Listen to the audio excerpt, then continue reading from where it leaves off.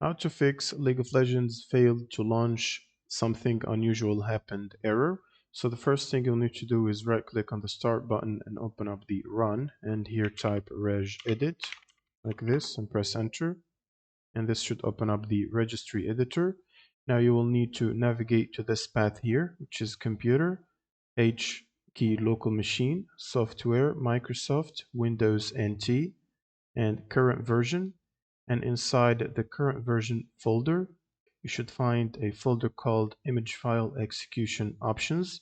Click on it, and you should find an entry called dev override enable. And if you can't find this, you should simply add it back if it doesn't exist. Right click new and then dword 32-bit value, and then you will need to call it dev override enable. So you can simply type it like that, dev override enable, without any spaces and every word with capital letters. Now once you add it back, or it already exists, double click on it to change its value. And in the edit window, if it's 1, you should set it to 0. Once you set it to 0, make sure it's hexadecimal, press OK.